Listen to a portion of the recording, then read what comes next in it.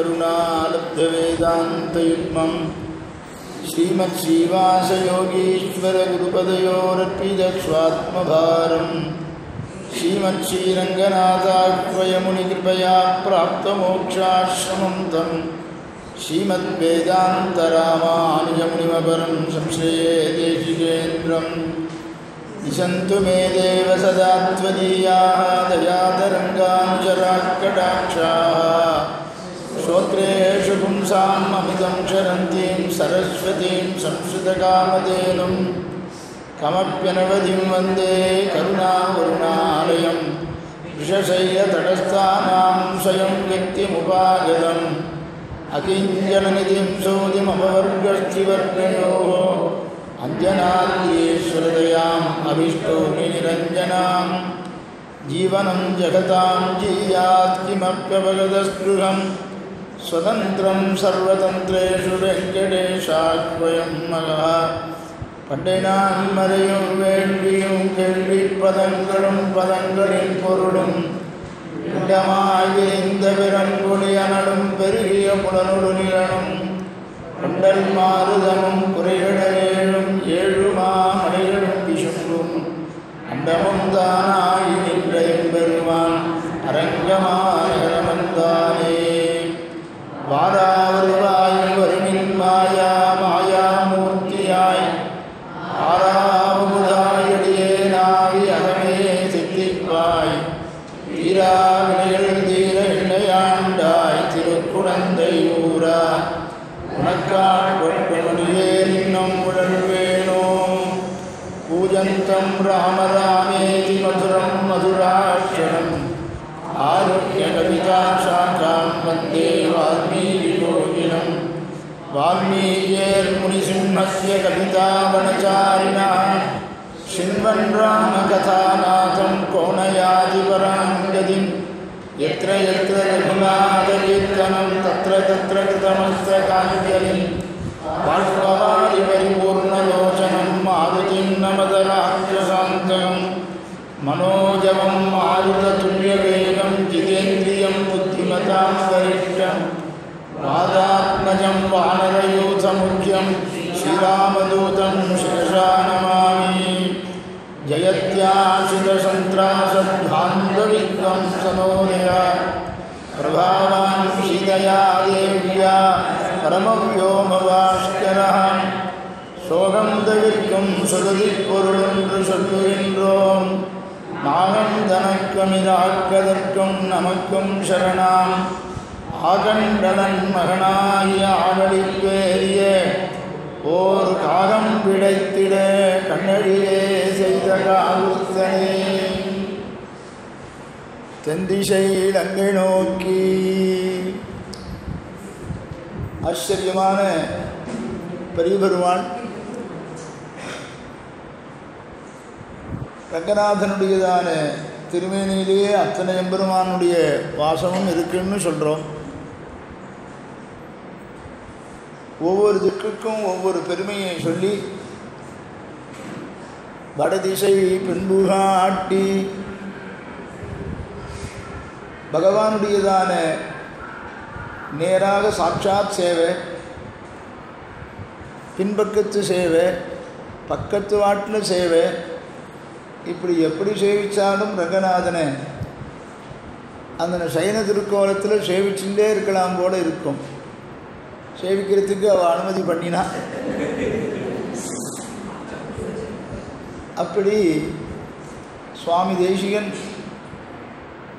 அழகாக வடதேசத்தில் இருக்கிறவாள்லாம் கூட தென் தேசத்துக்கு வந்து ரங்கநாதனை சேவிக்கும்படியாக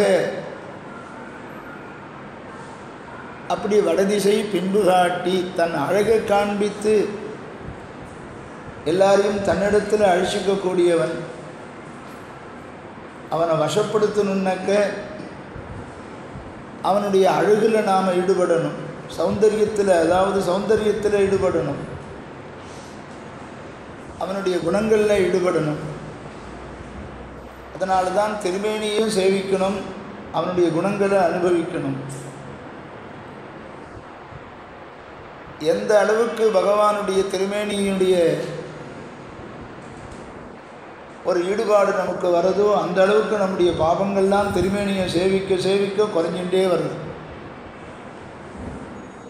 வெறும் கர்மாவினாலேயே கர்மா பேர்லேயே பழியை போட்டுட்டு காலத்தை தள்ளக்கூடாது. என்ன பண்ணுறது, நான் அனுபவிக்க வேண்டிய கர்மா இது ஒன்று சொல்லிடுறோம். எல்லாருக்கும் இது தியரி தெரிஞ்சிருக்கிறது. நாம் செய்ய வேண்டிய காரியமும் இருக்கோ இல்லையோ, நாமும் நம்பாவைக்கு செய்யும் கிரிசைகள் கேளீரோ அப்படின்னு சொன்னாரோ இல்லையோ ஆண்டாள். பாபம் இருக்குது, கர்மா இருக்குங்கிறது நல்லா தெரிகிறது. கர்மா இருக்கிறதுனால தான் இங்கே ஜென்மாவையே எடுத்திருக்கும். கர்மாபடி தான் எல்லாம் நடக்கிறதுன்னு சொன்னாக்க அப்போ நாம் ஒன்றுமே செய்ய வேண்டாமா? ஒன்றுமே செய்யாமல் மோட்சம் கொடுக்கறதுக்கு ஒன்றும் அவனும் தயாராக இல்லை. ஏதாவது செய்யணும். ஒன்றும் பக்தி பண்ண மாட்டேன், சரணாகதியும் பண்ண மாட்டேன், ஒன்றும் செய்ய வேண்டாம், பெருமாள் காப்பாற்றிப்பான்னு வெறுமையும் இருக்க முடியாது. கர்மாவை செய்யறதுக்கே இந்த உடம்பை கொடுத்துருக்கான் பெருமாள். பக்திங்கிறது ஒரு கர்மா, சரணாகதிங்கிறதும் ஒரு கர்மா. ஒரு கர்மாவை செஞ்சு அதன் மூலமாக பகவானுடைய பிரீதியை சம்பாதிக்கணும். தியானம் பண்ணி பகவானுடைய பிரீதியை சம்பாதிக்கலாம், சரணாகதி பண்ணி பகவானுடைய பிரீதியை சம்பாதிக்கலாம். யாருக்கு எது எது வருதோ, யாருக்கு எதை அனுஷ்டிக்கணும்னு சுகிருதம் இருக்கோ அதன்படி தான் வரும். சில பேர் தியானத்திலேயே ஆழ்ந்திருப்பார், சில பேர் தியானம் முடியாதுன்னு சரணாகதியிலே இறங்குவார். சுவாமி தேசிகன் சாதிச்சுட்டார், சுகிருத பரிபாகேன மகதா நிதானம் தத்ராபி ஸ்வயமகில நிர்மாண நிபுணா ரகசிய திரிசாரத்தில் சாதிக்கிறார். ரொம்ப நாளாச்சு நீர் சாதிச்சு, 2 மாதம் ஆச்சு கிட்டத்தட்ட. இந்த ராமாயணமே சீதா கல்யாணம் வந்துட்டால் ரகசிய திரிசாரத்தை அந்த அதிகாரத்தை முடிப்போம். இன்னும் பாக்கி இருக்குது. இன்னும் ஒரு 4-5 நாள் சீதா கல்யாணம் வந்துடும். ஆகையினாலே பக்தி யோகங்கிறதான கர்மா, சரணாகதியாகிற ஒரு கர்மா, இதை நாம் செஞ்சோமேயானால் பகவானுடைய பிரீதி தான் பலன். இந்த ரெண்டுக்குமே பிரீத்தி வந்துடுத்துன்னு மோட்சத்தை அவன் சங்கல்பிக்கிறதுக்கு எவ்வளோ நாழி ஆகும்? அப்போ பகவானுடைய பிரீதி இயற்கையா இல்லையா? இது செஞ்சால் தான் பகவானுடைய பிரீதி நமக்கு இருக்குமா? சகஜ காருண்யம் அப்படின்னு அவனுக்கு சொல்கிறோமே, இயற்கையாகவே கூடவே பிறந்த கருணைங்கிற குணம் அவனுக்கு இருக்கும் பொழுது இது செஞ்சாதான் பிரீத்தியாக இருப்பான்னு சொல்கிறது சரியா அப்படின்னு சில சம்பிரதாயத்தை சேர்ந்தவா கேள்வி கேட்குறான். எல்லாம் திருவாய்மொழியை பகவத் விஷயத்தோடு காலக்ஷேபம் பண்ணினா அதுக்கெல்லாம் சமாதானம் இருக்கு. சுவாமி தேசிகனே அதுக்கெல்லாம் சமாதானம் பாசுரங்களை கொண்டு சாதிக்கிறார். ஆகையினாலே பக்தியாகிற கர்மாவை செஞ்சு பகவத் பிரீத்தியை சம்பாதிக்கிறோம். அதை செய்ய முடியாதவன் சரணாகதி செய்து பகவானுடைய பிரீதியை சம்பாதிக்கிறான். அந்த பிரீதியை சம்பாதிக்கிறதுக்கோசரம் பண்ணுறது தான் இந்த தியானமும் சரணாகதி. தியானம் இருந்தாலே போதும். ஆனால் சுலபமான எப்படி தியானம் பண்ணணுமோ அந்த தியானம் நமக்கு பண்ண வராது. அதனால் தியானம் கஷ்டம்னு சொல்கிறோம். அந்த தியானங்கிற பிளேஸில் சரணாகதி பண்ணுறோம். இதான் நம்ம சம்பிரதாயத்தில் பண்ணுறது. இப்படி பகவானுடையதான பிரீதியை சுலபமாக சம்பாதிக்கிறதுக்கு இது ரெண்டும் சிறந்ததான வழி. இது அவாவாளுடைய சுகிருதத்துக்கு தகுந்த மாதிரி அமையுண்டார் சுவாமி தேசிகன். சுகிருத பரிபாகேன மகதா, யார் யாருக்கு எந்தெந்த கர்மா இருக்கோ, சுகிருத கர்மா இருக்கோ அதன்படி ஒவ்வொருத்தர் ஒவ்வொரு வழியில் ஈடுபடுறார். அப்படி அந்த கர்மாங்கிறத காரியத்தையே நாம் காரணம் சொல்லிட்டு ஒன்றுமே செய்யாமல் இருக்க முடியாது. நாமும் நம்பாவைக்கு, நாமும் இந்த பாவை நோன்பாகிற சரணாகதிக்கு செய்யும் கிரிசைகள், செய்ய வேண்டிய கிரியைகள் என்னென்னு சொல்கிறேன், அதெல்லாம் கேளுங்கோன்னு ஆண்டாள் சொன்னான். ஆக சுலபமாக பிரதிதினமும் நாம் பண்ணுகிறதான பாவங்கள் இதெல்லாம் போகணுன்னாக்க அர்ச்சாவதார சேவையை, திருமேனி சேவையை அனுபவித்து சேவிக்கணும், பாபம் குறையும். தினமும் ரங்கநாதனை சேவிச்சுருக்கையிலே அவாவா பெருமாளை தினமும் சேவிச்சுருக்குமேன்னா அன்னைக்கு பாவம் பண்ணுறோமோ இல்லையோ. ஆக பிரதிதினம் பெருமாளை சேவிக்கணுமா, என்றைக்காவது ஒரு நாள் சேவிச்சா போகாதுன்னா அன்னைக்கு பண்ணுற பாவம் கொஞ்சம் கொஞ்சம் குறையணும். அவனுடைய சிக்ஷை கொஞ்சம் தீவிரமாக இல்லாமல் அதிகமாக இல்லாமல் குறையணுன்னாக்க அர்ச்சாவதார சேவை சேவிச்சுட்டே இருக்க வேண்டியது தான். ஆக தர்மத்தை, நம்முடையதான தர்மத்தை நாம் செஞ்சோமே ஆனால் நம்முடைய பாபம் எல்லாம் குறைகிறதுன்னு வேதம் சொல்கிறது. நமக்கு ஏற்பட்ட தர்மம், அவாளுக்கு ஏற்பட்ட தர்மம், தர்மேன பாபமபனுததி, அவாளுக்கு ஏற்பட்ட தர்மத்தை செய்கிறதுனால பாபம் கொஞ்சம் கொஞ்சமாக குறைஞ்சிட்டு வருது. அப்படி தென் திசை லங்கை நோக்கி வடு திசை பின்பு காட்டி குணதிசை பாதம் நீட்டி, திருவடியை ஒரு திக்கில் காண்பிக்கிறான், திருவடியை ஒரு பக்கம் வைக்கிறான், மேற்கு திக்கில் திருவடியை வைக்கிறான், தென் திசையில் அங்கே நோக்கி கடாட்சிக்கிறான், வடதிசை பின்பு காட்டி.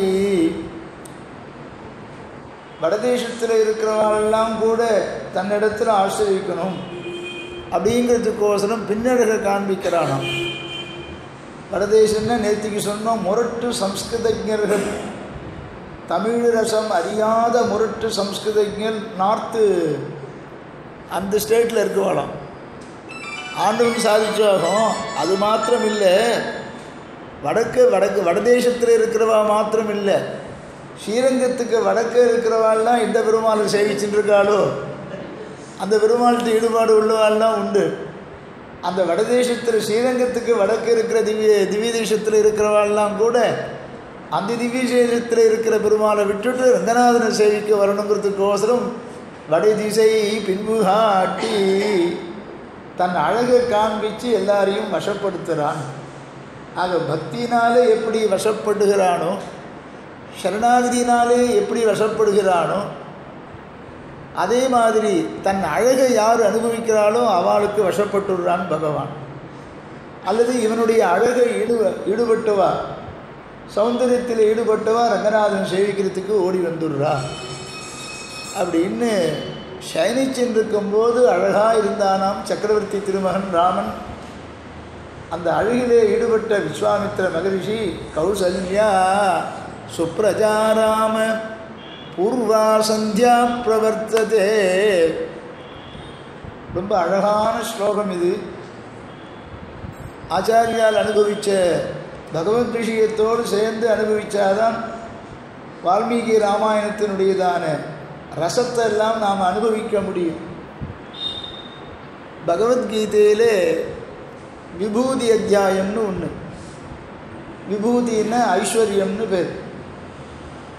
இந்த பிரபஞ்சத்தில் இருக்கிற எல்லா வஸ்துக்களும் பகவானுடைய சொத்து அப்படின்னு பகவானே சொல்கிறான். அதில் விசேஷித்து சொல்லும் பொழுது மாசானாம் மார்கசீர்ஷோகம் ருதூனாம் குசுமாகரா, மாதங்களுக்குள்ள நான் மார்கழி மாதமாக இருக்கேன். இப்படி ஒவ்வொரு ருத்துக்களுக்குள்ள நான் ருதூனாம் குசுமாகரா என்று ருத்துக்களுக்குள்ள வசந்த ருது இருக்குள். வசந்த ருதுவில் தான் உபநயனாதி கர்மாக்கள் எல்லாம் ஜாஸ்தி பண்ணணும். மாசி பூனல்னு சொல்லுவாள், மாசி மாதத்தில் பூனல்னு சொல்லுவாள். ஆனால் வசந்த ருத்துவில் பண்ணாக்க விசேஷம். சித்திர வைகாசியில் பூனல் பண்ணணும். யஜ்ஞோபவீதம் புதுசாக உபநயனம் ஆறுது வசந்த ருத்துவில் பார்த்து பண்ணணும்னு சொல்லுவாள். இப்படி வசதியான வஸ்துக்கள்லாம் நானாக இருக்கேன்னா மார்கழி மாதம் அப்படின்னு சொன்னால் சில பேர் இந்த மாதத்தில் வேண்டான்னு ஆரம்பிச்சுடுவாள். அதனால் பெருமாள் பார்த்தார் அந்த மாதத்துக்கு ஒரு ஏற்றத்தை கொடுக்கணும். கீதையில் அவன் சொன்னார். ஏன் அந்த ஏற்றத்தை கொடுத்தான்னா, பின்னால் மார்கழி விரதத்தை ஆண்டாள் அனுஷ்டிக்க போகிறா, அவதரித்து அனுஷ்டிக்க போகிறாங்கிறத முன்கூட்டியே பெருமாள் நினச்சிட்டு சொன்னாரோ இன்னமோ. மார்கழி திங்கள் மதி நிறைந்த நன்னாளால் அப்படின்னு சொன்ன மாதிரி இப்படி விபூதி அத்தியாயத்தில் ஒவ்வொரு வசதியான இருக்கக்கூடிய வஸ்துவெல்லாம் நானாக இருக்கேன். அப்போனா தாழ்ந்த வஸ்துக்கள் இடத்துல பகவான் இல்லையா அப்படின்னு கேட்கக்கூடாது. இப்படி சமஸ்த வஸ்துக்கள்லேயும் பகவான் இருக்கான் அப்படின்னு அர்த்தம். அப்படி சொல்லும் பொழுது புண்ணிய நதிகள், சில நதிகளை சொல்லும் பொழுது புண்ணிய தீர்த்தம்னு சொல்கிறோம். எல்லா நதிகளுக்குமே விசேஷமான பாவத்தை போக்கடிக்கக்கூடிய தன்மை உண்டு. அப்படி சில நதிகளை ஸ்மரித்தாலே நம்முடைய பாவம் போகும். அதனால்தான் பிரதி தினமும் தீர்த்தமாடும் பொழுது மற்ற நதிகளெல்லாம் ஒரு ஸ்லோகம் சொல்லி கங்கை யமுனை செய்வ அப்படின்னு ஸ்லோகத்தை சொல்லிட்டு மற்ற புண்ணிய நதிகளெல்லாம் ஸ்மரிச்சுட்டு எங்கே தீர்த்தமாடினாலும் அந்த ஸ்லோகத்தை சொல்லிட்டு தீர்த்தமாடுங்கோன்னு சொல்கிறோம். அப்படி முதல்ல எடுத்தது எதுன்னா கங்கை நதியை எடுக்கிறார்.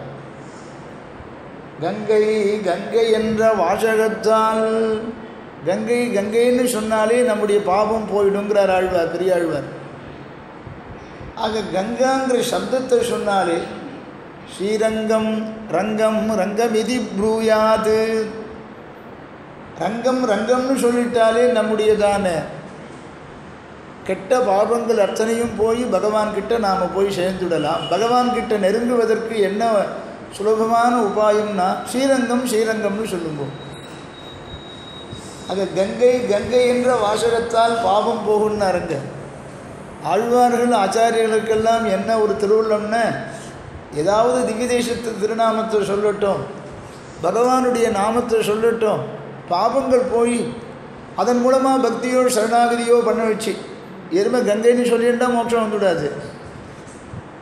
இந்த சப்தமானது சொன்னோமேயானால் அது பரம்பரையாக நல்ல ஞானத்தை உண்டு பண்ணி நல்ல ஒரு ஆச்சாரியனை கொடுக்கும். முதல்ல அந்த ஆச்சாரியின் மூலமாக தன்னை தெரிஞ்சுக்கும்படி பகவான் பண்ணிடுவான். தன்னை தெரிஞ்சுக்கும்படியாக இவனை ஆக்கிட்டு பக்தியோ சரணாகதியோ ரெண்டில் ஒன்று அனுஷ்டிக்கும்படி பண்ணிவிடுவான். ஆக ஆச்சாரிய சம்பந்தத்தை கொடுக்குறானே, இதுவே பெருமாளுடையதான சகஜ காருண்யம்தான் இந்த ஆச்சாரிய சம்பந்தத்தை நம்ம உண்டு பண்ணித்து.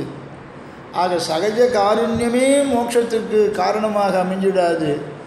சகஜ காருண்யம் இயற்கையாக இருக்கிற கருணைக்கு தான் சகஜ காருண்யம்னு பேர். கூட பிறந்ததுன்னு அர்த்தம். சகஜன்னு சொன்னால் கூட பிறந்தது.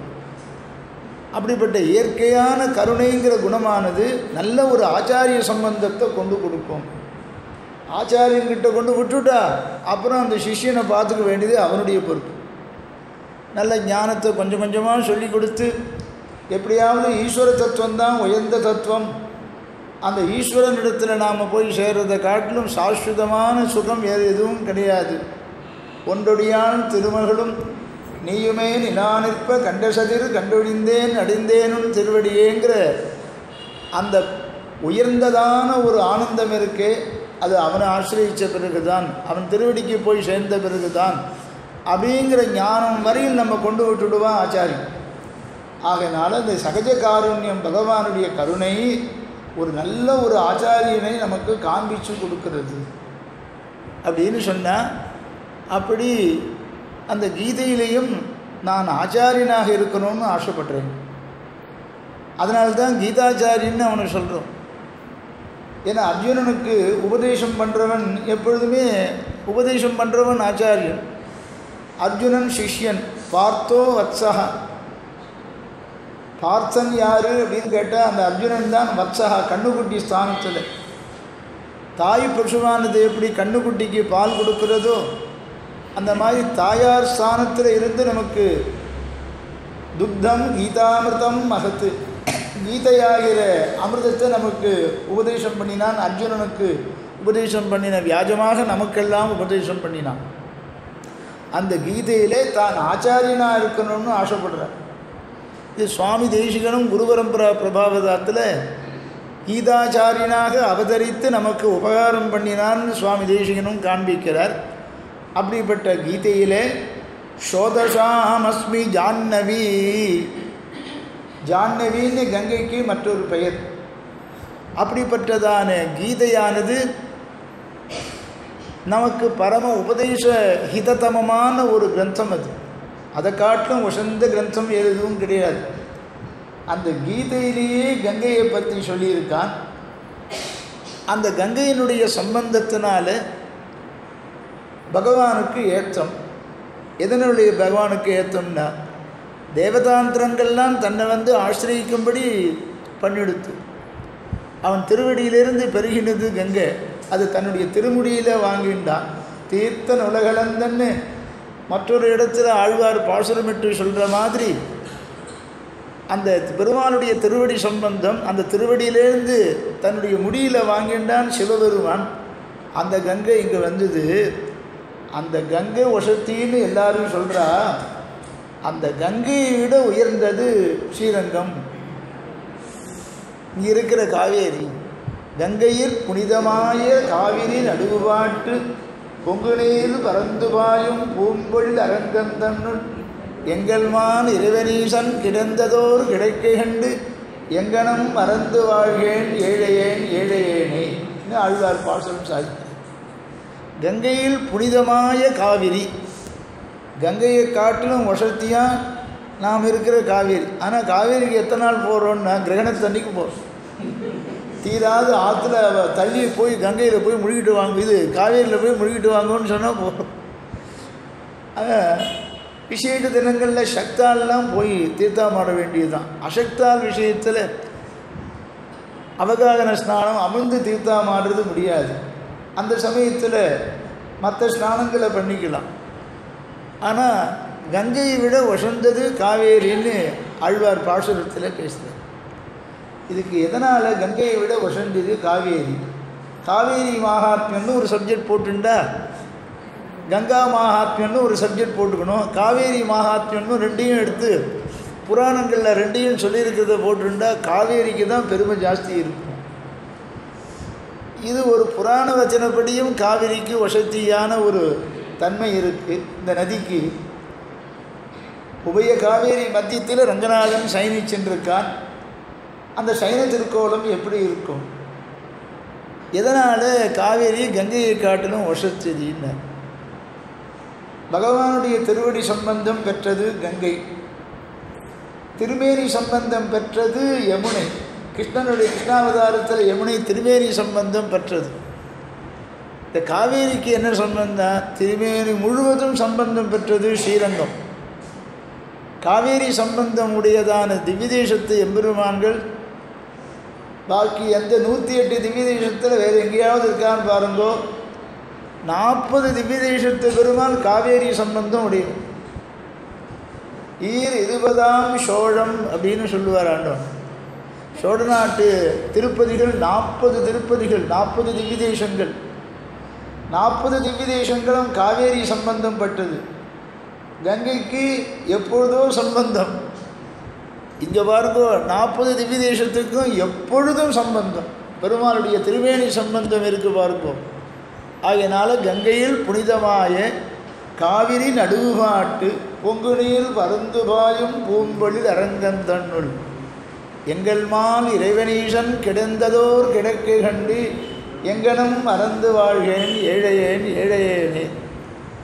இந்த ஆழ்வார்கள் பாசுரங்களுக்கெல்லாம் மூலம் எதுன்னு சைன திருக்கோலத்தில் விஸ்வாமித்திர மகரிஷி சேவித்து எப்படி அந்த திருமேனி அழகில் ஈடுபட்டார்.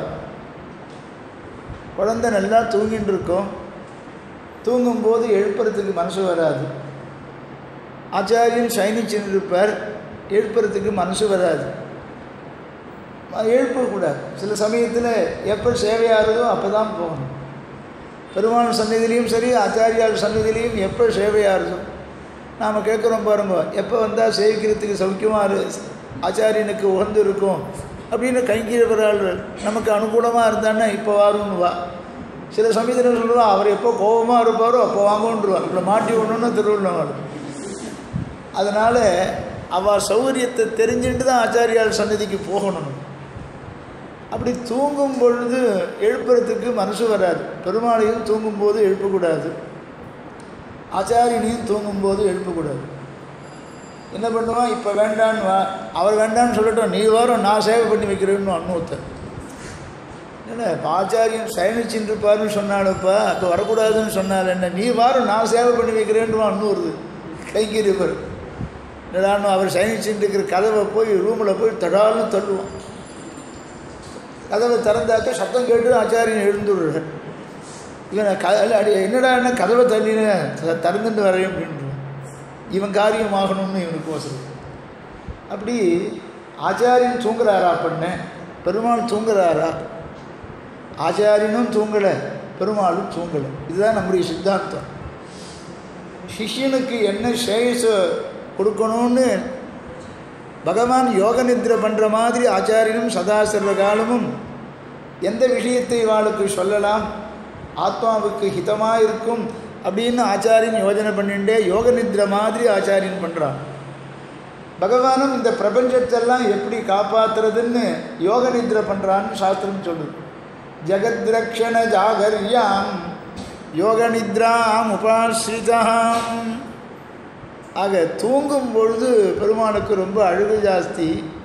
இது எங்கே சொல்கிறாருன்னார், அசோகவனத்தில் ஆஞ்சநேயன் வர சமயத்தில் பிராட்டி சொல்கிறா, சித்திரக்கூட பர்வதத்தில் நான் இருந்த பொழுது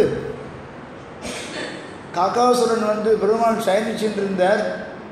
பெருமாள் ஏகாந்தமாக பெருமாளோடு நான் இருந்த சமயத்தில் என்னிடத்தில் காக்காசுரன் வந்து அபச்சாரப்பட்டான். பெருமாள் தூங்கிட்டு இருக்கிறது பார்க்காம நான் எழுப்பிட்டேன். சயனிச்சுட்டு இருக்கும்போது சரணாகதி பண்ணாலே பெருமாள் காப்பாற்றக்கூடியவன், நான் எழுப்பிட்டேனே அப்படின்னு இளைய பெருமாளுக்கு கூட தெரியாத ஒரு சங்கதியை, ஒரு சமாச்சாரத்தை தூது வந்த வானரிடத்தில் சொல்கிறேன். சமயா போதித ஸ்ரீமான், சமயா போதிதா ஸ்ரீமான். ஸ்ரீமான்னு என்ன அர்த்தம்னா தூங்கும்போது அழகுன்னு அர்த்தம். ஸ்ரீமான்னு சில பேர் தூங்கினா விகாரமாக இருக்கும், பெருமாள் தூங்கும்போது அழகாக இருக்கும். அது வால்மீகி சொல்கிறார், சமயா போதித ஸ்ரீமான் சுகசுப்தா பரந்தபா. இல்லை சுகமாக தூங்கினேன் அப்படிங்கிறான். தூங்கும்போது சுகமாக இருந்தது இவனுக்கு தெரியுமா? நல்லா தூங்கினான்னு மற்றவா பார்த்தவா சொல்கிறான், நான் நல்லா தூங்கினேன் சுகமாக தூங்கினேங்கிறான். ஒரு அனுபவம். அந்த மாதிரி பெருமாள் நமக்கே இப்படி சொன்னாக்க பெருமாள் சயனிச்சுட்டு இருக்கிற அழகு எப்படி இருக்கும்? அப்படி நான் அந்த சமயத்தில் போய் பெருமாளை எழுப்பிட்டேனே அப்படின்னு தூது வந்த வானகத்தினிடத்தில் நடந்த ஏகாந்தத்தில் நடந்த சமாச்சாரத்தை சொல்கிறாராம்.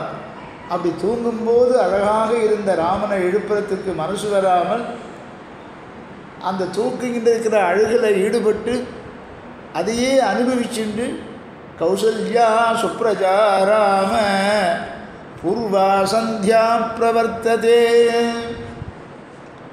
இப்படி கௌசல்யா சுப்ரஜாராமக்கு மாத்திரமே ஆழ்வார்கள் பாசுரங்களை கொண்டு ரொம்ப நாளி சாதிச்சாகும் ஆண்டும். இந்த சைன திருக்கோள பெருமாளெல்லாம் ஒவ்வொரு பெருமாளையும் சொல்லிட்டு வருவார். 40 திவ்ய தேசம்னு சொன்னமே சோழ நாட்டு திவ்ய தேசத்தில் அத்தனை திவ்ய தேசத்தை எம்பெருமான்களையும் காவேரியோடு சம்பந்தப்படுத்தி பாசுரங்களை கொண்டு நிர்வாகம் பண்ணியாகும் ஆண்டோம். ஆனால் இந்த இடம் அவ்வளோ சீக்கிரமாக நகராது. ஆண்டவன் உபன்யாசம் பண்ணும்பொழுது 2-3 நாள் சாதிப்பார்.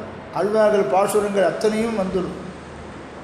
அதுக்கு மேலே என்னென்னா பூர்வா சந்தியா பிரவர்த்ததே, பிரவர்த்ததே சந்தியா பிரவர்த்ததே, பூர்வா சந்தியா பிரவர்த்ததே. முதல்ல பண்ண வேண்டிய கார்த்தால வேலை பண்ண வேண்டியதான சந்தியாவந்தன காலம் வந்துடுத்துன்னு அர்த்தம். பூர்வா சந்தியா பிரவர்த்ததே. பிராதர் சந்தியாவந்தனம் கார்த்தால வேலை பண்ண வேண்டிய சந்தியாவந்தன காலம் வந்துடுத்து. எதுக்கு சந்தியாவந்தனம் பண்ணுறோம் அப்படின்னு நேத்திக்கு சொல்கிறேன்னு சொன்னனும் இல்லையோ. பிரம்மாவும் சத்தியலோகத்தில் இருந்தாலும் சந்தியாவந்தனம் பண்ணுறார். கர்மாவை விட்டுவிட்டால் அவருக்கும் பாபம் உண்டு. ஆக ருத்ரனும் அவனுடைய கைலாசத்தில் இருந்தாலும் அவனும் சந்தியாவந்தனம் பண்ணுறான். கர்மாவை விட்டுட்டாக்க பாவம் சம்பவிச்சிடும். ஏன்னா அவெல்லாம் ஜீவராசிகளில் சேர்ந்தவா. நம்ம மாதிரி பத்த ஜீவராசிகளில் சேர்ந்தவர்கள் தான் பிரம்மாவும் சரி சிவனும் சரி. இப்படி இவாளெல்லாம் சந்தியாவந்தனம் பண்ணுறாளே, சகாலத்தில் பண்ணுறது சந்தியாவந்தனம். என்ன பண்ணுறது, என்ன பலன் அதுக்கு அப்படின்னு கேட்டால், பிரஜாம் யசச்ச கீர்த்திஞ்ச பிரம்மவர்ச்சசமேவச்ச ஸ்லோகம் இருக்குது. பிரமாணம் நல்ல ஞானம் வரணும்னா சந்தியாவந்தனம் பண்ணணும். இதெல்லாம் உபநயனம் பண்ணுற சமயத்தில் பெரியவாள்லாம் அந்த நாளில் வந்தான்னா அவளை கூட்டு ஒரு 1/2 மணி நேரம் பேச சொல்கிற வழக்கம். எல்லாம் உபன்யாசத்துக்கெல்லாம் இங்கே அவகாசம் இல்லை அப்படின்ட்டுருவா. அப்போல்லாம் முதல் நாளாவது உதயசாந்தி சமயத்திலேயாவது வாமனாவதாரத்தை சொல்லி கேட்பான். அந்த வாமனாவதாரத்தை சொல்லி அந்த தேஜஸ் எப்படி வாமனாவதாரம் பண்ணின பெருமாளுக்கு இருந்தது அப்படின்னு சந்தியாவந்தன மகாத்மத்தையும் வாமனாவதார கதையை சொல்லும்பொழுது சேர்த்துக்கிறது. அப்போ தான் நாளைக்கு பண்ணி உபநயனமாக போகிற குழந்தை சந்தியாவந்தனத்தில் ருச்சி அதுக்கு ஏற்படும்படியாக பண்ணுறது. பெரியவாளெல்லாம் கூட்டு 2 வார்த்தை சொல்கிறதுக்கு காரணமே அதுதான். அப்படிப்பட்டதான ஞானம் நல்லா வளரும் சந்தியாவந்தனம் பண்ணினாக்கு. அப்போனா 3 வேளையும் சந்தியாவந்தனம் பண்ணினா எவ்வளோ ஞானம் வரும் பாருங்க. ஞானம் வருதோ இல்லையோ 3 வேளையும் சந்தியாவந்தனம் பண்ணால் சொன்ன விஷயம் மறக்காமலும் இருக்கும். மறந்து போகாமல் இருக்கணும்னா சந்தியாவந்தனம் பண்ணணும். சாஸ்திரம் சொல்கிறது பிரஜாம் யசச்ச கீர்த்திஞ்ச, நல்ல புகழ் வரும், நல்ல ஷேஷ் வரும் இவனுக்கு. பிரம்ம வர்ச்சசமே வச்ச, அந்த குழந்தையை பார்த்தா என்ன பிரம்ம வர்ச்சஸ் பிரம்ம தேஜஸ் இருக்குது பாருங்க அந்த குழந்தைக்கு. முகத்தில் பார்த்தாலேன்னு சொல்கிறோம், சுவாமியை பார்த்துட்டே இருக்கலாம் போல இருக்குது அப்படின்னு சொல்லுவோம். அந்த அளவுக்கு காயத்ரி மந்திரத்தை எந்த அளவுக்கு ஜபம் பண்ணுறோமோ, சகாலத்தில் அர்க்ய பிரதானம் விட்டுட்டு அதற்கு செய்ய வேண்டியதான பிறகு செய்ய வேண்டியதான காயத்ரி ஜபம், அஷ்டாட்சர ஜபம் போன்ற ஜபங்களை பண்ணினா பிரம்ம தேஜஸானது இவனுக்கு ஏற்படுறது. அதுக்கோசரம் பிரம்மருத்ராதிகள்லாம் கூட சந்தியாவந்தனம் பண்ணுறா. மேலும் ஒரு காரணத்தை சொல்கிறது பிரமாணம். பிரம்மருத்ராதிகள்லாம் எதுக்கு சந்தியாவந்தனம் பண்ணுறான்னா, விஷயா தீர்க்க சந்தியத்வாது தீர்க்கமாயு அவாப்னுயாது. ரிஷிகளுக்கெல்லாம் நீண்ட ஆயுள் ஏற்படுறது. ரிஷிகளுக்கெல்லாம் நீண்ட ஆயுள் ஏற்படுறது. அவாவால் திருப்தி பண்ணுறோம், அந்தந்த தேவதைகளை திருப்தி பண்ணுறோம், அந்தந்த ரிஷிகளை திருப்தி பண்ணுறோம். அதுக்கோசரம் பகவான் இங்கே ராமனாகவோ கிருஷ்ணனாகவோ இந்த லோகத்தில் நாம் பிறந்திருக்கிற லோகத்தில் அவதாரம் பண்ணினாலும் சந்தியாவந்தனத்தை தாங்கள் அனுஷ்டித்து நம்மையும் அனுஷ்டிக்கும்படி காண்பிக்கிறார். மனுஷனாக இங்கே அவதாரம் எடுத்துட்டாலும் சந்தியா காலத்தில் சந்தியாவந்தனத்தை பண்ணணும் அப்படிங்கிறதெல்லாம் பண்ணுறார். அதனால்தான் விஸ்வாமித்திர மகரிஷி ராமலக்ஷ்மணாலெல்லாம் அழிச்சுட்டு போகும்பொழுது அந்தந்த தீர்த்தங்களில் அந்தந்த காலத்தில் வந்த உடனே சந்தியாவந்தனாதி கர்மாக்கள் எல்லாம் அனுஷ்டிச்சார் அப்படின்னு வால்மீகி சொல்கிறதுக்கு என்ன தாத்பரியம்னா, பகவானே சர்வேஸ்வரனே மனுஷாவதாரத்தை எடுத்துட்ட சமயத்தில் கூட அந்த மனுஷனுடைய தர்மம் என்ன தர்மம் செய்யணுமோ அத்தனை தர்மத்தையும் அவன் செஞ்சு காண்பித்து நம்மையும் செய்யும்படி பண்ணினான். சில பேர் உபதேசத்தோடு இருப்பான், உபதேசத்தோடு இல்லாமல் சில பேர் அது அனுஷ்டானத்திலையும் கொண்டு வந்து செஞ்சும் காமிப்பான். அப்படி செஞ்சு காண்பிச்சாதான் மற்றவாரும் அது செய்வாளாம். இதுக்கு ஒரு ஆச்சரியமான ஒரு கதையும் ஆண்டவன் சாதிச்சாகும். உத்திஷ்ட நரசார்தூலா கர்த்தவ்யம் தெய்வமான்னிகம். தேவதைகளுக்கெல்லாம் நாம் பண்ண வேண்டியதான பிரீத்தியை செய்யறதுக்கு சிறந்ததான ஒரு கர்மா தான் சந்தியாவந்தனங்கிற ஒரு கர்மா. இதை செய்யணும், எழுந்துருன்னு சர்வேஸ்வரனை பார்த்து சொல்கிறார் விஸ்வாமித்திர மகரிஷி. சொல்கிறவர் ஜீவன், ஜீவராசியிலே சேர்ந்த விஸ்வாமித்திரர். யாருக்கு சொல்கிறாருன்னா சர்வேஸ்வர ஈஸ்வர தத்துவத்துக்கு சொல்கிறார்.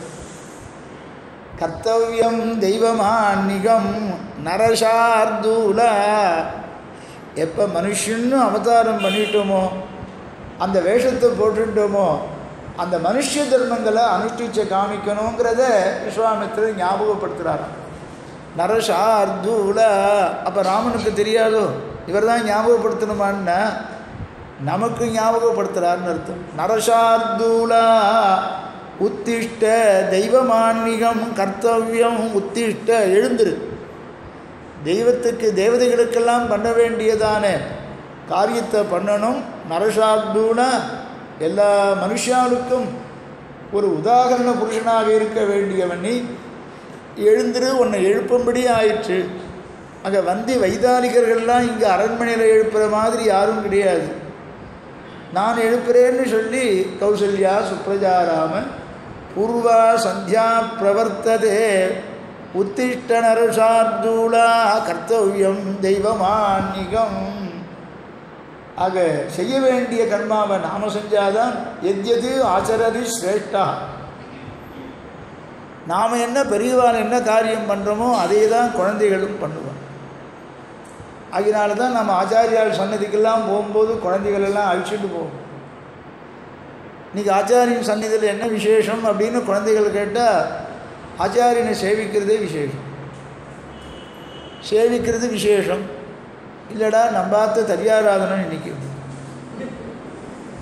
நம்பாத்த தரியாராதனம்னா பகவானை சேர்ந்தவாறு ஆராதிக்கிறோம். நம்பாத்த தரியாராதனம் இன்றைக்கி அவள் ஆச்சாரியால் சந்நிதியில் மடமோ ஆசிரமமோ அது எந்த இடமோ ஒரு இடத்துல இன்றைக்கி எங்கள் ஆற்று நம்பாத்த தரியாராதனண்டா வாழான குழந்தைகளை கூப்பிடுவோம். ஏன் கூப்பிட்றோம் அப்படின்னு கேட்டால் பிற்காலத்தில் அந்த குழந்தைகளும் பெரியவாளாகி ஆச்சாரியின் சந்நிதியில் பாகவத ஆராதனம் பண்ணணுங்கிற ஒரு புத்தி அதுகளுக்கு வரும். இல்லைன்னா ததியாராதனத்தை பாகவதால் ஆராதனத்தில் ருச்சி இருக்காது. அதனால் கூட அழிச்சுட்டு போகும்போது ஆச்சாரியின் சந்நிதிக்கு குழந்தைகளும் அழிச்சுட்டு போகுது. அன்றைக்கி பார்த்தா சார் ஞாயிற்றுக்கிழமை வச்சுட்டா வர இன்றைக்கி நான் வர முடியாது அப்படின்னு சொல்ல கொண்டு இன்றைக்கி வர முடியாது, லீவு போட முடியாது, ஞாயிற்றுக்கிழமையாக வச்சுட்டா வரும். அதுக்கோசரம் ஞாயிற்றுக்கிழமையாக ஆச்சாரியின் சந்நிதியில் இன்றைக்கி ததியாராதனம் உபயோகத்துக்கு யாராவது இருக்காங்க, ஞாயிற்றுக்கிழமை இன்றைக்கி 40 பேர் இருக்கா, இன்றைக்கி நீர் வேணால் சேர்ந்துக்கலாம் அப்படின்னு நிறையா பாகவதால் சேர்ற.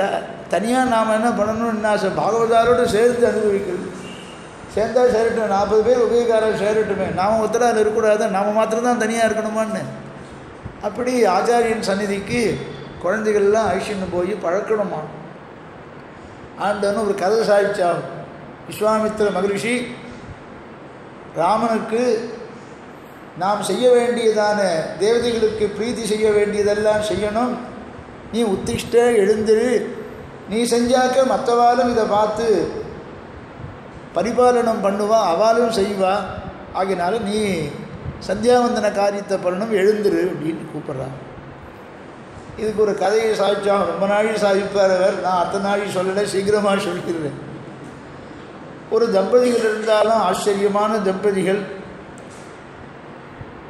எல்லாம் பெருமாளை சேவிச்சுண்டு விடாமல் சேவிச்சுண்டு ஒரு பர்த்தாவுக்கு என்ன லட்சணமோ பாரியைக்கு என்ன லட்சணமோ அத்தனை லட்சணமும் பொருந்தியவாறாக இருந்தாலும் பிரதி தினமும் பெருமாளை சேவிச்சுன்னு இருந்தாலும் விடாமல் எப்போ அவகாசம் கிடைக்கிறதோ அப்பெல்லாம் விடாமல் சேவிச்சுட்டே இருந்தாலும் இப்போ நான் ரொம்ப நாள் கழித்து ரொம்ப காலம் கழித்து ஒரு குழந்தை பிறந்துதான். ஒரே ஒரு புத்திரன் பிறந்தான். அந்த புத்திரனுக்கு இப்படியே பார்த்துட்டு இருக்கும்பொழுது கூட அழிச்சுட்டே போனார். பெருமாள் சந்நிதிக்கெல்லாம் சேவிக்கும்போது அழிச்சுட்டே போனாராம். ஆண்டவன் சில சமயத்தில் திருக்குழந்தையில் ஒரு சுவாமி இருந்தார்னு சொல்லுவார், சில சமயத்தில் காஞ்சிபுரத்தில் ஒரு சுவாமி இப்படி இருந்தார் அப்படின்னு சாதிப்பார், அப்படி ஸ்ரீரங்கத்தில் இருந்தார்னு சில சமயம் சாதிப்பார். அப்படி அந்த தம்பதிகளுக்கு ஒரே ஒரு புத்திரன் கொஞ்ச நாளும் கழித்து பிறந்தான். அவனுக்கு விவாகம் பண்ணுறதான வயசு வந்துதான். விவாகம் பண்ணுற வயசு வந்த உடனே விவாகத்தையும் அந்த காலத்தில் சகாலத்தில் பண்ணிவிட்டு சகாலத்தில் ஒரு குழந்தை பிறந்தது. அவனுக்கும் ஒரே புத்திரன். ஆக இவருக்கு ஒரே புத்திரன், இவருடைய புத்திரனுக்கும் ஒரே புத்திரன். அப்படி இருக்கிற சமயத்தில் இந்த பெரியவருடையதான பாரியைக்கு வியோகம் ஏற்பட்டது. அவருக்கு பரமபவிச்சுட்டார். இவர் ஏகாந்தியாக இருக்கார். இவர் விதுராஷ்டமியாக இருக்கார். விதுராஷ்டமின்னாக்க அபத்னிகன்னு பேர்.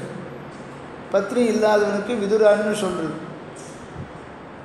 அது ஆசிரமத்தில் சேர்ந்ததா. பிரம்மச்சாரி, கிரகஸ்தன், வானப்பிரஸ்தன், சன்னியாசின்னு 4 ஆசிரமங்கள் தான் உண்டு. விதுராஷ்டமின்னு சொல்கிறாளேன்னா அந்த ஆசிரமத்தில் இருந்தாக்க சில அக்னி காரியங்கள்லாம் பண்ணக்கூடாது. அதனால் என்ன பண்ணுவான்னாக்க இன்னொரு கல்யாணம் பண்ணிப்பா. அந்த நாள் அக்னி காரியம் பண்ணுறதுக்கோசரம் அதுக்கு பண்ணுறதுக்கு வெறும் அபத்னீகனாக இருந்தால் அக்னி காரியம் பண்ணக்கூடாது, ஹோமாதிகளை பண்ண முடியாது. அதனால தான் அஸ்வமேத யாகம் பண்ணும்போது கூட சீதை அந்த சமயத்தில் இல்லை, ராமன் பண்ணும்பொழுது அதுக்கோசரம் பிரதிநிதியாக ஒரு பிம்பத்தை பண்ணி வச்சுண்டு அஸ்வமேத யாகத்தை பண்ணார் சக்கரவர்த்தி திருமகன். தசரதன் பண்ணினது வேறு, ராமன் பண்ணினதும் உண்டு. இப்படி அபத்னீகனாக இருக்கக்கூடாதுன்னு சாஸ்திரம் சொல்லியிருக்கு. அதனால தான் இன்னொரு விவாகமும் பண்ணிப்பா சாஸ்திரம். அனாசிரமி நதிஷ்டே, ஆசிரமம் இல்லாமல் இருக்கக்கூடாது.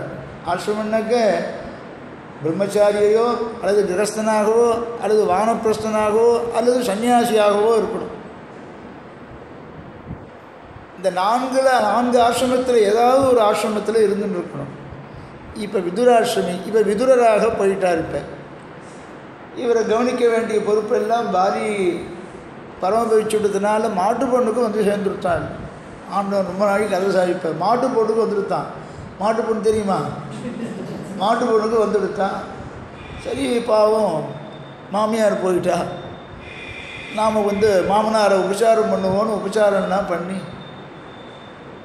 ஆக ஆற்றுல பத்னி இல்லாததான குறை அவருக்கு தெரியாதபடி கவனிச்சுட்டார். சுஷ்ரூஷன்னு அப்படி சுஷ்ரூஷை பண்ணிட்டார். அப்படி மாட்டு பொண்ணு சுஷ்ரூஷை பண்ணாளா, ஆச்சரியமாக பண்ணாளா. இந்த சுஷ்ரூஷை இவ்வளவுன்னு சொல்ல முடியாத அளவுக்கு பண்ணாளாம். அவருக்கும் ரொம்ப சந்தோஷம், மாட்டு பொண்ணு இப்படி சுஷ்ரூஷை பண்ணுறாளேன்னு. முதல்ல மாமனாரை கொண்டு ஸ்தல சுத்தி பண்ணி சாப்பிட்டு சாய்ச்சி எல்லாம் பண்ணிவிட்டு பிறகு தான் எடுத்துப்பாளாம். அப்போ தகப்பனாரும் பிள்ளையும் சேர்ந்து உட்காந்து சாப்பிடக்கூடாது சாஸ்திரம். தகப்பனாரும் பிள்ளையும் சேர்ந்து உட்காந்து சாப்பிடக்கூடாது. ஏன் கூடாதா? ஏன்னா பிள்ளைகிட்ட வாத்சல்யம் கூடாதுன்னு ஆற்றுல போய் பார்த்தா தெரியும், இவர் என்ன அனுஷ்டானம் பண்ணுறாருன்னு தெரியும் அப்படின்னு. ஏன் அப்படின்னாக்க, அவன் வந்து உபநயனமாகாத பிரம்மச்சாரி குழந்தையாக இருந்தால் அவனோடு உட்காந்து சாப்பிடக்கூடாதுன்னு அர்த்தம். ஏன்னா உபநயனம் ஆகாதவாளோட பக்கத்தில் உட்காந்து சாப்பிட முடியாது. ஏன்னா அதுக்கு சாஸ்திரங்கள் நிறையா இருக்குது. அதெல்லாம் ஜாஸ்தி சொல்லலை, காலக்ஷேபத்தில் சொல்கிறேன். அதனால சமாஷன் ஆகலைன்னு உட்காந்து சாப்பிட மாட்டான் பக்கத்தில் உட்காந்து. இதெல்லாம் பெரியவாளுடைய அனுஷ்டானம். பெரியவாளுடைய அனுஷ்டானத்தை பார்த்து பயத்தினாலேயே உட்காந்து சில பேர் அப்பாவுக்கு மரியாதை கொடுப்பாங்க. அந்த மாதிரி இந்த மாமனார், இந்த மாட்டு பொண்ணு மாமனாரை உபச்சாரம் பண்ணுவாள். ஆச்சரியமாக உபச்சாரம் பண்ணுவாளாம். அப்புறம் தன்னுடைய பர்த்தாவுக்கு சுஷ்ரூஷை எல்லாம் பண்ணி ஆகாரங்கள்லாம் பண்ணி வச்சுட்டு அப்புறம் தான் சாப்பிடுவாள். இப்படி மாமனாரை நல்லா கவனிச்சுட்டு இருந்தாலாம். பார்த்தா அது வயசாகிட்டே இருக்குது மாமனார். அது வயசாகாமல் என்ன பண்ணோம், அதுக்கு போக வேண்டிய சமயம் வந்தால் தானே போக முடியும். அதுக்கு பார்த்தா கொஞ்ச நாள் கழிச்சு என்னாச்சு, சத்தையோடு பண்ணிட்டு இருந்தவர்களுக்கு கொஞ்சம் அஸ்ரத்த வந்து, புரியுதா, அஸ்ரத்த வந்தது. என்ன பண்ணா அப்படின்னாரா, என்னடாப்பா எத்தனை நாள் தான் பண்ணிட்டு போகிறது அப்படின்னு பார்த்தாரா. உள்ளே உட்காந்து சாதம் போட்டுட்டு இருந்தவ கூடத்தில் இடம் பண்ணான். கூடம் தெரியுமா, ஆற்றுல இல்லை. அன்றைக்கி என்ன பண்ணால் உள்ளே இடம் பண்ணாமல் கூடத்தில் இடம் பண்ணான். என்னமோ தெரியல, அங்கே ஏதோ அசந்தர்ப்பம் போட்டிருக்குன்னு இவர் நினச்சிருந்தார் மாமனார். பாவம் கூடத்தில் உட்கார வச்சு தலை சுத்தி பண்ணுறாளே, கடைசி காலத்தில் ஒன்றும் கேட்கக்கூடாது, இந்த அளவுக்கு உபச்சாரம் பண்ணுறாளே அப்படின்னு நினச்சிட்டு கூடத்தில் உட்காந்து சாதம் போட்டுட்டு இருந்தாலும். அதுக்கப்புறம் என்ன பண்ணாலும் அப்புறம் தாழ்வாரத்துக்கு அழிச்சுட்டு உட்கார வச்சாலும், அங்கே இடம் பண்ணாலும். அதை உள்ள பெருமாள் சன்னிதி போச்சு, கூடம் போச்சு, தாழ்வாரம் போச்சு. இதுக்கும் ஏதாவது காரணம் இருக்கும். பாவம் மாட்டு பொண்ணு இந்த வயசுலேயும் சுஷ்ரூஷை மாமனாருக்கு பண்ணணும்னு சுஷ்ரூஷை பண்ணுறாளே அப்படின்னு பண்ணாலாம். கொஞ்ச நாள் கழிச்சு வாசலில் இடம் ஸ்தலசுத்தி பண்ணிட்டான். வாசலில் உட்கார வச்சது ஸ்தலசுத்தி என்ன வேண்டியது, இது சாப்பிட்டோம் அப்படின்னு சொல்லாமல் இல்லையோ, ஸ்தலசுத்தி பண்ணா. பாவம் அந்த அளவுக்கு ஸ்தலசுத்தி பண்ணணுங்கிற எண்ணம் இருக்கும் இல்லையோ. வாசலில் உட்கார வச்சு ஸ்தலசுத்தி பண்ணி போட்டாலாம். அப்படின்னு பார்த்தாலா இப்படி கொஞ்ச நாள் ஆச்சு. அது அத்தனையும் எப்படி உட்காந்து போட்டு வெள்ளித்தட்டில் சாப்பிடுவாங்க தெரியுமா. வைத்திகாலம் இருந்தாலும் வெள்ளித்தட்டில் சாப்பிடலாம். வெள்ளித்தட்டில் சாப்பிட்டா எச்சல் உண்டா கிடையாதா, அந்த ஸ்தலசுத்தி பண்ணி எப்படி எடுத்துக்கிறதுன்னு தனியாக வைப்பா சில பேர். அதுக்கோசரம் என்ன பண்ணுவான், மத்தியத்தில் கொஞ்சம் ஸ்வர்ணத்தை கொஞ்சம் இழைச்சி வச்சு, ஸ்வர்ணம் சேர்ந்தாக்க சுத்தின்னு சொல்கிறா. நான் வெள்ளித்தட்டிலே சாப்பிட்டது கிடையாது, ஒன்றும் கிடையாது. அந்த மாதிரி ஸ்வர்ணத்தை கொஞ்சம் நடுவில் வச்சு விடுவா, அது சுத்தின்னு. வாசலில் உட்கார வச்சு மாட்டு பொண்ணு சாதம் போட ஆரம்பித்தாலும் கொஞ்ச நாள் வெள்ளித்தட்டு வேண்டாம், பந்தோபஸ்து இல்லை அப்படின்னு சொல்லி இலையில போட ஆரம்பித்தாலாம். படிப்படியாக எப்படி உபச்சாரம் ஆகிட்டு இருப்பார். இலையில போட்டு சாப்பிட வச்சாலாம். கொஞ்ச நாள் வச்சு இப்படியே இலையிலேயே சரி சாப்பிட்டா இருப்போம். எதில் சாப்பிட்டா என்ன, இலையில சாப்பிட்டுட்டு இருந்தாராம். கொஞ்ச நாள் கழிச்சு ஆச்சு. அப்புறம் இலை இல்லைன்னா மண் மடக்கு வாங்கியிருந்தார். மண்ணில் மடக்கு வாங்கி இந்த மடக்கில் உட்கார சாப்பிட்டு போட்டு பிஸ்னி சாப்பிடும் அப்படின்னாலும். ஏண்டா மண் மடக்குன்னா வெள்ளி பாத்திரம்ல இலை வாங்குறதுக்கு கட்டுப்படி ஆகலை. பிரதி தினமும் இலை என்ன விலை வைக்கிறது. ஆனால் மண்மடக்கில் உட்காந்து சாப்பிடணும். அந்த மண்மடக்கிலே பாவம் தேமேன்னு சாப்பிட்டுட்டு இருந்தாராம். ஒரு நாள் சாப்பிடும்போது அந்த மண்மடக்கை எடுத்துக்கொண்டு வைப்பா பாவம். அதை மாத்திரம் விடலை, இந்த மண்மடக்கை காணுமா. எங்கே போச்சு மண்மடக்கு அப்படின்னு நானும் மாமனாருக்கு சாதம் போடுற மண்மடக்கு. இவளுக்கும் ஒரே புள்ள. அந்த மண்மடக்கு நான் தான் எடுத்து வச்சுட்டுருக்கேன் அப்படின்னு நானும் பேரன் யார் அவன் தாயார்கிட்ட சொன்னான்னா நான் தான் அந்த மண்மடக்கை எடுத்து வச்சுட்டுருக்கேன். ஏண்டா தாத்தாவுக்கு சாதம் போட்டுருக்குமே இந்த மண்மடக்கை ஏண்டா எடுத்து வச்சுட்டேன்னா, நீங்கள்லாம் தாத்தா பாட்டி ஆனால் உங்களுக்கு போடுறதுக்கோசம் வச்சுருக்கேன்டா. பாருங்கோ, பெரியவா எது செய்கிறாலோ அதே செய்கிறது தான். நீங்கள்லாம் தாத்தா பாட்டி ஆனால் உங்களுக்கு போகிறதுக்கோசரம் பந்தோபஸ்தை எடுத்து வச்சுருக்கேன் மண்மடக்குன்னா. எத்யத் ஆசரதி ஸ்ரேஷ்டா பூர்வா சந்தியா பிரவர்த்திதே உத்திஷ்ட நரசார்தூல கர்த்தவ்யம் தெய்வமான்மிகம். ஆகையினால தேவதைகளுக்கெல்லாம் பிரீதி பண்ணுறதுக்கு செய்ய வேண்டியதான சந்தியாவந்தனாதி காரியங்களை செய்யணும். உத்திஷ்டன்னு எழுந்துரு, நீ செய்ததை பார்த்து மற்ற பிரஜைகளும் இந்த வைதிக கர்மாக்கள் எல்லாம் செய்வா. ஆகையினால உத்திஷ்ட நரசார்தூலா அப்படின்னு கூட்டாளாம். ஆச்சரியமாக எழுப்பினார். விஸ்வாமித்திரர் இப்படி கூட்ட உடனேயே குழந்தைகள் ராமன் எழுந்து விட்டான். படுக்கையிலேருந்து திடீர்னு அந்த படுக்கையானது லக்ஷ்மணனாக மாறிட்டான். லக்ஷ்மணனை காணும்னு தேடிந்தார் விஸ்வாமித்திரர். இப்போ பார்த்தா எழுப்பும்போது ராமனை மாத்திரம் எழுப்பினார். உத்திஷ்டன்னு சொல்லும்போது பார்த்தாக்க உத்திஷ்டன்னு ஒத்தரை தானே கூப்பிட்டுருக்கா. நரசார்தூல கௌசல்யா சுப்ரஜா ராம லக்ஷ்மணான்னு கூப்பிடல, ராமான்னு கூப்பிட்டுருக்கார். லக்ஷ்மணனை தேடிப்படும் தான் வந்தார். லக்ஷ்மணனை காணும். எழுந்திருக்கும்போது பார்த்தா ராமன் எழுந்தோடனே பக்கத்தில் லக்ஷ்மணன் இருக்கிறான். விஸ்வாமித்திரிக்கு ஆச்சரியமாக போயிடுது. என்னடா இருந்தால் அந்த புல் தரையில் தான் படுத்த புல் படுக்க, அந்த படுக்கை அப்படியே லக்ஷ்மணனாக மாறிவிட்டான். அது எதுக்கு தகுந்த மாதிரி பெருமாள் ஆதிசேஷன் மாறிடுவார். கொடையாகவும் இருப்பார், சிம்மாசனமாகவும் இருப்பார், திருவடியாகவும் இருப்பார், பாதுகையாகவும் இருப்பார். ஆதிசேஷன் தான் பாதுகை அப்படின்னு சாஸ்திரம் சொல்கிறது. பாஞ்சராத்திர சாஸ்திரம் சொல்லும் பொழுது பாதுகை யாருடைய அம்சம்னா ஆதிசேஷனுடைய அம்சம்தான். ஆளவந்தாரும் சாதிக்கிறார். நிவாச சையாசன பாதுகாம்சுக உபதான வருஷாதபவாரணாதிபிஹி ஷரீரபேதைஹி தவ சேஷதாங்கதைஹி யதோசிதம் சேஷயிதீரிதே ஜனைஹி. ஆளவந்தார் சாதிக்கிறார். இப்படி ஆதிசேஷன் பலவிதமான ரூபமாக மாறுறார். சென்றால் குடையாம், பெருமாள் போனாக்க கொடையாக மாறிடுவார். இருந்தால் சிங்காதனமாம், உட்காண்டாக்க சிம்மாசனமாக மாறிடுவார் ஆதிசேஷன். நின்றால் மறுவடியாம், பெருமாள் நின்றுட்டு இருந்தால் திருவடியா பாதுகையாக மாறிடுவார். என்றும் புனையாம் மணிவிளக்காம் பூம்பட்டாம் திருமால் கரவு. பெருமாளும் பிராட்டியும் சேர்ந்து இருக்கிற சமயத்தில் ஆதிசேஷன் என்ன பண்ணுவாருன்னா மணிவிளக்காம். இந்த லக்ஷ்மணன் எல்லா கரிஞத்தையும் அகம் சர்வம் கரிஷ்யாமி ஜாகிரதா சொபதச்சதேன்னு லக்ஷ்மணன் சரணாகதி பண்ணி ராமனோட கூட வர வனவாசத்துக்கு வரும்பொழுது தேவரீர் மதனியினோடு முடிச்சிருக்கும் பொழுதும் நீங்கள் ரெண்டு பேரும் தூங்கும் பொழுதும் நான் கைங்கரியம் பண்ணுறேன்னு சொல்கிறாரு. ஜாகிரதா சரி, சொபதச்சதே தூங்கும் பொழுது ரெண்டு பேரும் தூங்கும்போது இவருக்கு என்ன கைங்கரியம்னார். மணிவிளக்காம், தீபமாக மாறிடுவாராம் பெருமாள். ஆதிசேஷன் தீபமாக மாறிடுவார். தீபம்னா புரியுதோ, ராத்திரி வேலை படுத்திருந்தாலும் ஒரு விளக்கு தெரியுது பாருங்க. சில பெரிய ஆண்டவன் சாஹிப் சில பெரிய மனுஷாலத்தில் இதில் செவுத்தில் பல்பு வச்சுருப்பாங்க தெரியுமா. இந்த செவுத்துலேயே ஒரு பல்பு இருக்கும். படுத்திருந்தாக்க ராத்திரி வேலை எழுந்தால் கையால் அனுப்பிக்க எழுந்தாக்க வெளிச்சம் தெரியும். இருட்டில் எங்கேயாவது கீழே விழுந்ததுன்னு அதுக்கோசம் செவுத்துலேயே வரிசையாக ஃபிக்ஸ் பண்ணுறாங்க, பல்பு வச்சுருப்பாங்க. அதுக்கு அதை எரிஞ்சுட்டு எப்பயும் எரிஞ்சுட்டு இருக்கும். இல்லைன்னா என்ன பண்ணுவாலும் அப்படி கைக்கிட்டு போவாலும் அப்படியே சுவிட்சு போடுவாலும் லைட் எரியும். கைக்கு எட்டுற மாதிரி சில பெரிய மனுஷத்தில் வச்சுருப்பாங்க. இப்படிலாம் உண்டோ இல்லையோடு அந்த மாதிரி பெருமாளும் பிராட்டியும் சயனிச்சின்னு இருந்தாக்க ஒரு தீபமாக மாறிடுவாராம் ஆதிசேஷன். அப்போ லக்ஷ்மணன் தீபமாக மாறிடுவார். அதை சர்வம் கரிஷ்யாமி ஜாக்கிரதா ஸ்வபதஷ்யதே. தூங்கும் பொழுதும் சரி, முடிச்சில் இருக்கும் பொழுதும் உங்கள் 2 பேருக்கும் எல்லா விதமான கைங்கரியத்தையும் பண்ணுறேன். விஸ்வாமித்திரை பார்த்தா லக்ஷ்மணன்ட்டு வரானே. அவருக்கு ஞான திருஷ்டியினாலே லக்ஷ்மணனை பற்றியும் தெரியும், ராமனை பற்றியும் தெரியும். அப்படி ராமனுடைய அழகில் ஈடுபட்டார்.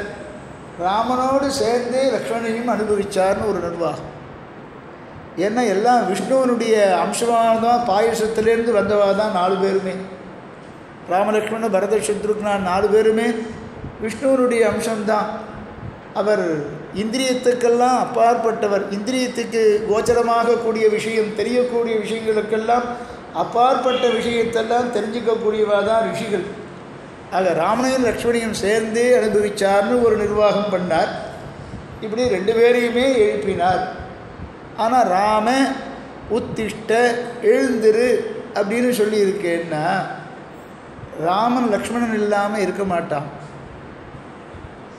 லக்ஷ்மணன் இல்லாமல் ராமனும் இருக்க மாட்டான். எப்படின்னா நம்ம ஸ்ரீவைஷ்ணவ சித்தாந்தம் மாதிரி பிராட்டி இல்லாமல் பெருமாள் இல்லை, பெருமாள் இல்லாமல் பிராட்டியும் இல்லை, 2 பேரும் சேர்ந்து ஒரே தத்துவம்னு சொல்கிற மாதிரி. இப்போ பாருங்க, உத்திஷ்ட நரசார்தூலா அப்படின்னு எல்லாமே ஏகவச்சனமாகவே சொல்லிட்டு வர்றது காரணம்னா, லக்ஷ்மணனோடு சேர்ந்த ராமா உத்திஷ்ட, இளைய பெருமாளோடு சேர்ந்த ராமா உத்திஷ்ட. இப்படி அங்கே நிர்வாகம் பண்ணி 2 பேரையும் சேர்ந்தே எழுப்பினான் அப்படின்னு ஒரு நிர்வாகம். புல்லாக ஒரு சைனமாக மாறியிருந்தாலும் கூட அவர் ஞான திருஷ்டினாலே கண்டுபிடிக்கக்கூடிய சாமர்த்தியம் உள்ளவர் தானே, கண்டுபிடிச்சார். தஸ்ய ரிஷேகே பரமோதாரம் வச்சுத்வா நரோத்தமௌ. இங்கே பாருங்க, உடனே அந்த விஸ்வாமித்திரருடையதான வார்த்தையை கேட்டு 2 பேரும் எழுந்தார்கள்னு அடுத்த வருஷம். ஸ்ரீ ராமாயணத்துக்கு அர்த்தம் சொல்லணும்னா பகவத் விஷயம் தெரிஞ்சால் தான் அர்த்தம் சொல்ல முடியும். அருளுச்செயலில் ஞானம் இல்லைன்னா வால்மீகி ராமாயணத்தை நிர்வாகம் பண்ண முடியாது. அதான் ஐயங்கார் ராமாயணம் கேட்குறோன்னு அடிக்கடி ஆண்டவன் சாதிக்கும். ஐயங்கார் ராமாயணம், ஐயர் ராமாயணத்தை விட ஐயங்கார் ராமாயணத்திலாம் விசேஷார்த்தங்கள்லாம் நிறையா வரும். இங்கே பாருங்க, இங்கே எழுப்பும்போது எப்படி எழுப்புறா பாருங்க, ராம உத்திஷ்டன் அங்கே கூப்பிட்டார். இங்கே பாருங்க அடுத்த ஸ்லோகத்தில் தஸ்ய ரிஷேகே பரமோதாரம் வச்சுத்வா நரோத்தமௌ. இங்கே 2 பேரும் சொல்லு, நரோத்தமௌ அப்படின்னு அர்த்தம். 2 விஸ்வாமித்தருடைய வார்த்தையே கேட்டு 2 பேரும் நரோத்தமம்னு 2 பேரும் சொன்னதிலிருந்து 2 பேரையும் எழுப்பியிருக்கார். 2 பேருக்கும் அந்த வார்த்தையை கேட்டு 2 பேரும் எழுந்தார்கள். அங்கே படுத்துண்டு சைனமாக படுத்துண்டிருந்து லக்ஷ்மணனும் கேட்டான்னு இதிலிருந்து அர்த்தமானது ஏற்படுறது. ஸ்நாத்வா கிருதோதகௌ வீரௌ ஜேபது பரமம் ஜபம். விஸ்வாமித்திர மகரிஷனுடையதான நல்ல உபதேசங்கிறார். தஸ்ய ரிஷேகே பரமோதாரம், உதாரமான ஒரு உபதேசம். ஆச்சாரியன் சிஷ்யனுக்கு உபதேசம் பண்ணால் உயர்ந்த உபதேசமாக அது இருக்கும். சாமான்யமான கதைகளெல்லாம் சொல்லாமல் தத்துவங்கள் எல்லாம் சொல்லிட்டு இந்த தத்துவ விஷயத்தை தெரிஞ்சுக்கிறதுல, தத்துவத்தை தெரிஞ்சுக்கிறதுல சிஷ்யனுக்கு ஆசை ஏற்படும்படி ஆச்சாரியன் சொல்லணும். ஆத்மாவுக்கு எது நல்லதை கொடுக்குமோ அப்படிப்பட்டதான வேதாந்த விசாரத்தையே சதா சர்வகாலம் ஸ்ரோத்ரியம் பிரம்மனிஷ்டம் சுவாமி தேசிகன் சாதிக்கிறார். சதா சர்வகாலமும் பிரம்ம விசாரத்தையே பண்ணிட்டு இருக்கணும். பிரம்ம விசாரம் பண்ணின அர்த்தத்தை எல்லாம் சிஷ்யனுக்கு சொல்லின்னு இருக்கணும். இதுதான் ஆச்சாரியன் பண்ண வேண்டிய கிருத்தியம் என்று சுவாமி தேசிகன் சாதிக்கிறார் ஆச்சாரிய லட்சணத்தை சொல்லும் பொழுது.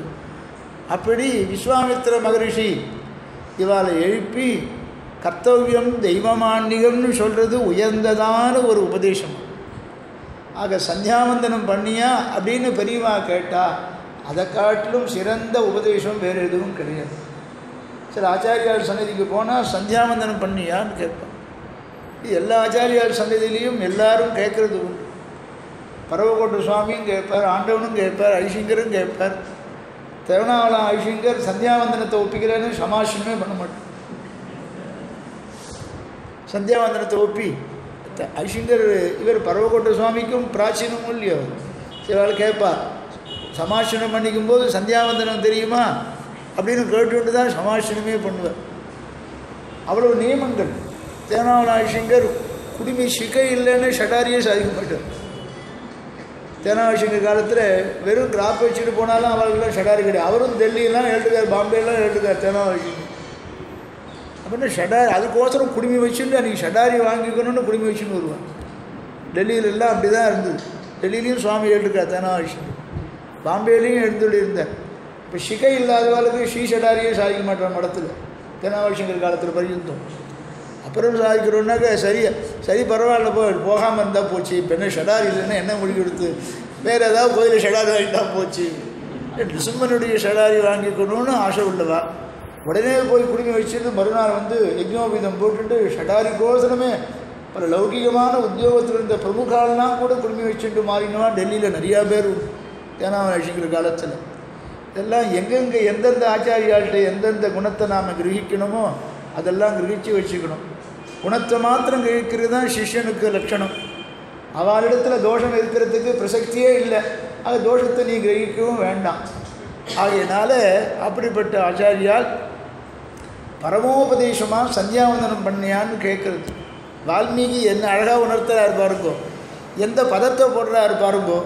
தஸ்ய ரிஷேகே பரமோதாரம் வச்சஹா. இந்த வச்சஹாங்கிறதான உபதேசத்துக்கு அட்ஜெக்டிவ் பரமோதாரம் வச்சஹா. உண்டோலி இங்கிலீஷில் சொல்லுவேன் அட்ஜெக்டிவ் நவுன் இல்லையா, விசேஷனம் விசேஷம்னு சம்ஸ்கிருதத்தில் பேர். எப்படிப்பட்ட உபதேசம்னா பரமோதாரம் வச்சஹா, மிக உயர்ந்ததான உபதேசத்தை கேட்டு சுத்வா நரோத்தமோ, ரெண்டு பேரும் கேட்டாங்கிறதுக்கு இதுலேருந்தே பிரமாணம் இருக்குது. ஸ்நாத்வா கிருதோதகௌ வீரவ் ஜேபது பரமம் ஜபம். நல்ல கம்பீரமான இந்த உபதேசத்தை கேட்டு சரியு நதிக்கரையில் தான் அன்றைக்கி ராத்திரி முதல் நாள் ராத்திரி தங்கினா. மறுநாள் காத்தால் சரியு நதிக்கரையில் தீர்த்தமாடி ஸ்நானத்துக்கு அங்கமான தர்ப்பணாதிகள் எல்லாம் பண்ணினா. தர்ப்பணாதிகள்லாம் பெருமாள் பண்ணணுமான்னார். பண்ணி காண்பிச்சாதானே உன்னை பார்த்து மற்றவாளும் பண்ணுவான்னு சொல்லியிருக்கா. ஆக ஸ்நானாங்க தர்ப்பணங்கள்லாம் தேவர்களுக்கு பண்ண வேண்டிய தர்ப்பணங்கள், ரிஷிகளுக்கு பண்ண வேண்டிய தர்ப்பணங்கள், தேவ ரிஷி பித்ரு தர்ப்பணம்னு சொல்லுவாள். இது பிரதிதினமும் எல்லாருமே பண்ணணும். தேவ ரிஷி பித்ரு தர்ப்பணங்கள் எல்லாம் கிரமப்படி எல்லாத்தையும் பண்ணாலாம். பண்ணிவிட்டு சூரியோதயத்துக்கு முன்பு சமர்ப்பிக்க வேண்டியதான அர்க்கியத்தையும் பண்ணார், சந்தியாவந்தனத்தையும் பண்ணார். ஆக அவர் உபதேசம் பண்ணினபடி சக்கரவர்த்தி திருமகனும் ஒரு ஜீவாத்மா ஆகிற விஸ்வாமித்திரர் சொல்கிற வசனத்தை கேட்டு சந்தியாவந்தனாதி கர்மாக்கள் எல்லாம் அனுஷ்டிக்கணுங்கிறத தான் அனுஷ்டித்து காண்பிச்சு பண்ணார். இப்படிப்பட்டதான ஒரு ராமோ விக்கிரகவான் தர்மஹா, ராமன் தர்மத்தினுடைய உருவம்னு சொன்னாக்க அப்போ அந்த வைதிக கர்மாக்களில் எவ்வளவு ஸ்ரத்த நமக்கு ஏற்படணுங்கிறதுக்கோசரம் தான் அனுஷ்டிச்சு காண்பிச்சான் சக்கரவர்த்தி திருமகன். அதை வால்மீகி விடாமல் இதை சொல்லணுமான்னா நமக்கு அந்த ராமாயணமானது இதிகாச புராணங்கள் எல்லாமே நாம் செய்ய வேண்டிய தர்மம் எது என்பதை உபனிஷத்துக்கள் சொல்கிறதோ அதை உணர்த்த வந்தது தான் இதிகாச புராணங்கள். இதிகாச புராணாபியாம் வேதம் சமூக பிரம்மயேத்து. ஆக அப்படிப்பட்ட ராமாயணத்தில் புகுத்தி காண்பித்து பெருமாளே இப்படி பண்ணிருக்காரு பாருங்கோ அப்படின்னு எது நமக்கு திஷ்டாந்தத்தை எடுத்துக்கணுமோ அந்தபடி திஷ்டாந்தத்தை எடுத்துட்டு நாமும் அனுஷ்டிக்கிறோங்கிறதுக்கோசரம் ராமன் அனுஷ்டித்ததான அதே சமயத்தில் ஆச்சாரியன் சொல்கிறபடி பலா அதிபலாங்கிற மந்திரத்தை உபதேசம் பண்ணி விஸ்வாமித்தர் வசிஷ்டருடைய கோஷ்டியிலே சேர்ந்து விட்டார். வசிஷ்டர் குலகுரு ஆச்சாரியன். இப்போ விஸ்வாமித்திரரும் ஆச்சாரியனாக ஆயிட்டார். ஆச்சாரியன் சொல்லபடி கேட்கணுங்கிறதையும் தான் அனுஷ்டானம் பண்ணி காண்பிச்சானே. அப்படிப்பட்டதான ஆச்சரியமான செய்ய வேண்டிய ஆன்மீகத்தெல்லாம் செஞ்சு முடிச்சுட்டு அவர் சொன்னபடி தர்ப்பணாதிகளை பண்ணிவிட்டு சித்தமாக இருந்தார். சந்தியாவந்தனம் பண்ண உடனே விஸ்வாமித்திரரை போய் சேவிச்சார் ரெண்டு பேரும். இதையும் வால்மீகி சொல்கிறார். சந்தியாவந்தனம் பண்ணால் பெரியவாளை சேவிக்கிறவள், பெரியவாளை போய் சேவிக்கிறவள். அதேமாதிரி மாட்டு பொண்ணு மாமியாரை சேவிக்கிற வழக்கம் ஆண்டவன் சாதிப்பார். மாட்டு பொண்ணு மாமியாரை சேவிப்பார். அப்போ மாமியார் என்ன பண்ணணும்னா தலைவாரி பின்னி விடணும் மாட்டுப்பொண்ணுக்கு. இந்த மாட்டுப்பொண்ணு ஒரு நாள் கூட என்னை சேவிச்சதே கிடையாதுன்னு ஆனால் ஒரு மாமியார். ஆமாம், நீ என்றைக்கு தலைவாரி பின்னி விட்டுருக்க அவளுக்கு அப்படின்னு கேட்டார். இன்னொருத்தர் கேட்டார், நீ என்றைக்கு தலைவாரி பின்னி விட்டுருக்க? மாட்டுப்பொண்ணுக்கு தலைவாரி பின்னி விட்டாக்க தலைவாரி பின்னுற அளவுக்கு கேஷம் இருந்தால் தானே பின்னுறது, எல்லாம் கட் பண்ணிவிடுறது.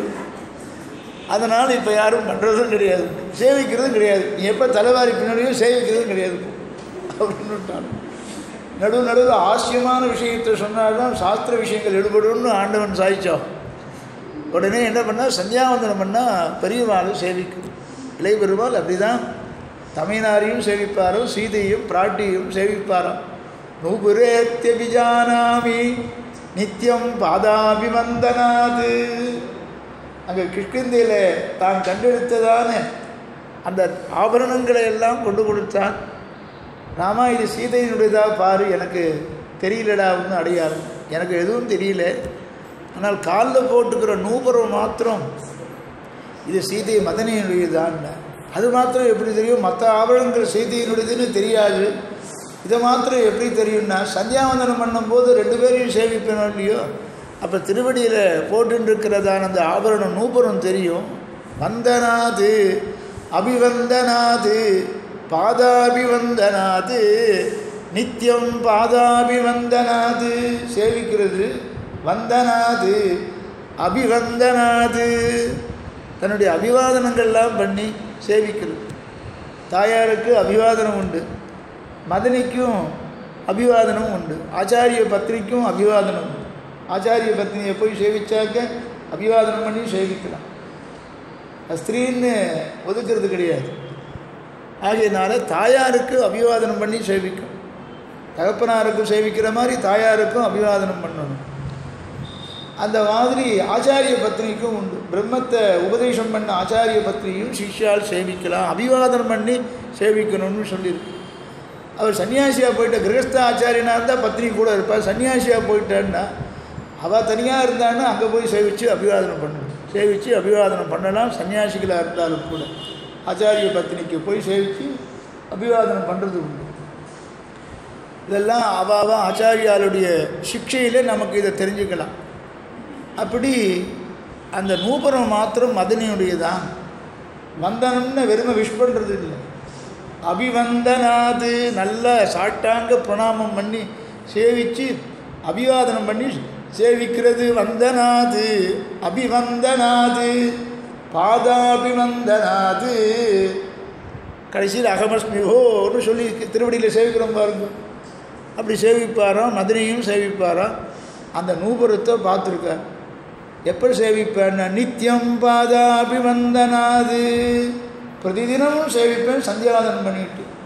சந்தியாவதனம் பிராத சந்திய, மாத்தியான்னிகம், சாயம் சந்திய, இந்த திரிகாலத்திலையும் பண்ண வேண்டிய சந்தியா காலத்தில் நான் சேவிச்சிருக்கிறதுனால திருவடியில் சாத்தின்ற இந்த நூபுரம் மாத்திரம் மதனியினுடையது தான், சீதையினுடையது தான் அப்படின்னு தெரிஞ்சுண்டு இந்த நூபுரம் பிராட்டியினுடையதான்னு கண்டுபிடிச்சி சொன்னாராம். அதே மாதிரி விஸ்வாமித்திர மகரிஷியை அவர் சொன்னபடி சரியு நதியில் எழுந்து அனுஷ்டானங்கள்லாம் முடிச்சுண்டு சேவிச்சுட்டு அபிவாதனம் பண்ணுறார் ராமலக்ஷ்மணால் அப்படின்னு சொல்கிறார். கிருதான்னிகௌ மகாவீரியௌ, கிருத ஆன்னிகௌ செய்ய வேண்டியதான வைதிக கர்மாக்களை ஸ்நானாங்க தர்ப்பணாதிகளை செஞ்சு முடிச்சுட்டு கிருதான்னிகௌ 2 பேரும்னு போட்டார். ஆகினால 2 பேரையும் சேர்ந்து பார்த்துருக்கார் அவர். லக்ஷ்மணனோடு சேர்ந்த ராமனை உத்திஷ்டான்னு போட்டார். 2 பேரும் அந்த வார்த்தையை கேட்டு சரியு நதிக்கரையில் தீர்த்தமாடி அனுஷ்டானங்கள்லாம் முடிச்சுண்டு மகாவீரியௌ விஸ்வாமித்ரம் தபோதனம் அபிவாத்திய அதிசம்ஹிருஷ்டௌ கமனாய அபிதஸ்ததுஹு போய் சேவிச்சாலும் சந்தோஷத்தோடு சேவிச்சான்னு எழுதுகிறார். சந்தோஷத்தோடு சேவிக்காமல் வெறுமை சேவிப்பாளான்னு பெரியவாளை பார்த்ததே சந்தோஷம்னு நினைக்கணும். எப்படி பெரியவாளோடு சேர்ந்து இருக்கிறதையே சந்தோஷமாக நினைக்கணுமா. தனி கொடுத்தனம் போகணுன்னு ஆசைப்படக்கூடாது. ஆண்டவன் நடுவில் வேறு சரி ஆச்சு, தனி கொடுத்தனம் போயிடலாம், வாங்க கல்யாணம் ஆச்சு, தனி கொடுத்தனம் போயிடலாம். பெரியவாளோடு மாமனார் மாமியாருக்கு சுஷ்ரூஷை பண்ணிட்டு மாதா பிதாக்களுக்கு சுஷ்ரூஷை பண்ணிட்டு பெரியவாளோட சேர்ந்து நாம் இருக்கோம் பாருங்கோ, அதுக்கு சமம் எதுவும் கிடையாது. அதாவது ஒரு சரீரத்தில் ஏதாவது ஒரு நோவு ஏற்பட்டால், வியாதி ஏற்பட்டால் அதுக்கு மருந்துகள்லாம் பெரியவாள் பக்கத்தில் இருந்தால் இதை பண்ணி போடு அதை பண்ணி போடு அப்படின்னு பிராச்சீனமான பழக்கத்தில் இருந்ததான மருந்துகள்லாம் சொல்லுவாள். ஒரு பெரியவானம் இல்லைங்கிறான், அப்போ அவள் போன அப்புறம் இல்லைங்கிறான். அப்போ அவள் இருந்திருந்தால் எவ்வளோ சிக்ஷிச்சிருப்பான்னு, எவ்வளோ சொல்லி கொடுத்துருப்பா. இப்போ பெரியவா யாருமே இல்லையே அப்படின்னு சொல்கிறோமோ இல்லையோ, அந்த மாதிரி சந்தோஷத்தோடு சேவித்து சந்தோஷத்தோடு, இந்த சந்தோஷத்தோடுங்கிறது எல்லா பதத்திலையும் அண்மையும். கிருதான்னிகௌ மகாவீரியௌ விஸ்வாமித்ரம் தபோதனம், தபசியே தனமாக கொண்ட விஸ்வாமித்திரரை கிருத ஆன்மிகோ செய்ய வேண்டியதான ஆன்மீக கர்மாக்கள் எல்லாம் செய்து முடித்து வீரியவான்களாக இருக்கக்கூடிய 2 பேரும் அபிவாத்திய அதிசம்ஹிருஷ்டௌ, அபிவாதனம் பண்ணி தன்னை ஆசீர்வாதம் பண்ண போகிறார் விஸ்வாமித்திர மகரிஷி. ஒவ்வொரு சமயமும் அபிவாதனம் பண்ணும் பொழுது பெரியவாள் சேவிக்கிறவாள் ஆசீர்வாதம் பண்ணணும். ஆசீர்வாதம் யாருக்கு பண்ண தெரிகிறதோ அவளுக்கு தான் அபிவாதனம் பண்ணணும். இது ஒரு சாஸ்திரம் இருக்குது. சௌக்கியமாருன்னு சொன்னாக்க அது ஆசீர்வாதம். அது எப்படி ஆசீர்வாதம் பண்ணணும்னு தெரியாதவா சொல்கிறேன். எப்படி ஆசீர்வாதம் பண்ணணும்னா, எப்படி இவன்